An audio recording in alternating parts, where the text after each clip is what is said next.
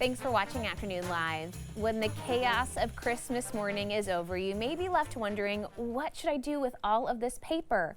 Here to share what can and can't be recycled, we welcome sustainability expert Abigail Sztein. Thank you so much for joining us today. Good afternoon. Thanks for having me. Do you find sometimes that people, even with the best intentions of hoping to recycle and reuse as much as possible, sometimes it just gets overwhelming in the holidays when we've got so much stuff coming in? Yeah, that's exactly it. There's so much additional material going through your home that you kind of just look at it and you go, get this out of my house. And you make some snap decisions that aren't always the best ones. You've got some guidelines for us so we can better plan ahead exactly how to reduce and reuse as much as we possibly can. So let's start with wrapping paper. What can and can't be done with wrapping paper depending on if it has tape on it and things like that? Yeah, you really don't need to worry too much about the tape or the labels. The big thing is figuring out whether your wrapping paper is really paper-based. And so there's kind of an easy trick for that.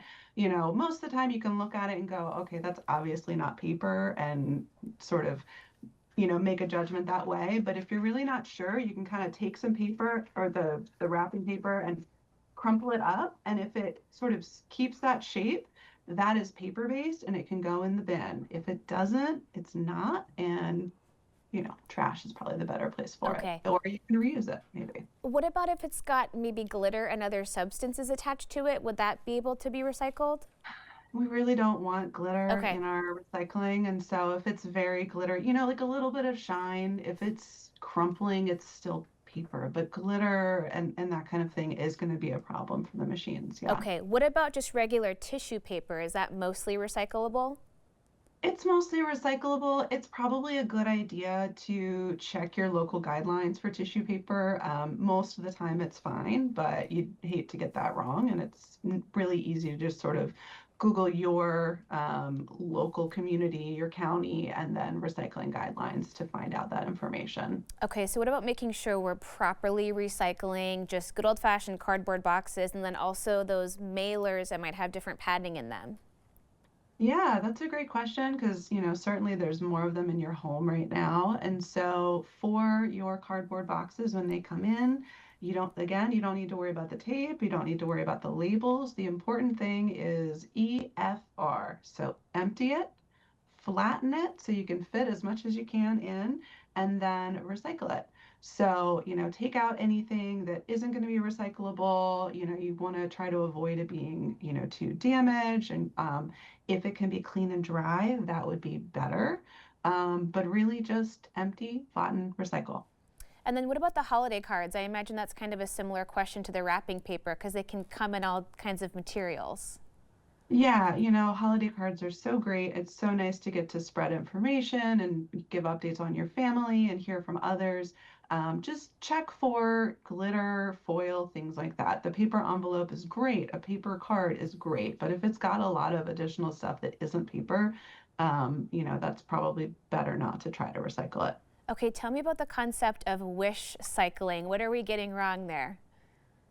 Yeah, this is it's a fun word to describe something that we all kind of tend to do, which is I sure do wish that could go in the bin. And so sometimes it's accident, it's your plastic bag might end up in there, or maybe your holiday lights. And those are actually kind of known as tanglers. They're really bad for the machines. They're trying to run through stuff quickly. So those are especially not recyclable. Don't, in your curbside bin.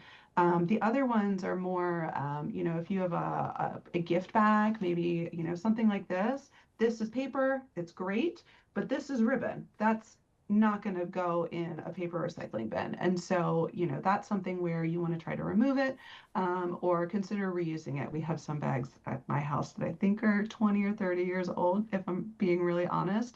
And that's a great way of, decreasing your impact on the environment as well. Totally. I really try not to buy any new gift bags anymore because they're so reusable. Okay, what about pizza boxes? What do we need to know about that? I feel like a lot of people are ordering in this time of year. Yeah, it's a great time to cut some of those responsibilities, like making dinner when you're dealing with everything else.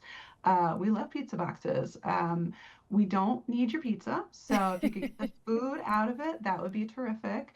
And in some parts of Oregon, if it's a really greasy box, they're going to want you to put it in compost instead. But for the most part, if it's got a little bit of grease, maybe it's just got like that little plastic tent, table that keeps the box from sagging or something like that, those are okay. It's better if you take it out. But generally, go ahead and recycle. That's great fiber, and we want to see it in our mills. Well, and you mentioned earlier just being up to date on the guidelines in your jurisdiction, because it does depend on where you live exactly what can and can't go in certain bins. Yeah, exactly. And so a lot of areas now have really searchable tools where you can say, is this something I can recycle? Or they'll have kind of great pictures that'll give you hints on how to do it. And it's not hard to check ahead of time. And sometimes they'll have a printable, so you can even keep it near your area where you do your recycling sortables, so you can just have it ready when you're figuring it out in the moment. That is such a great idea. Hey, thank you so much for sharing all this with us today. It was so nice chatting with you. Yeah, you too. Thank you so much for having me. Of course. Okay, we will have more information on our website at katu.com.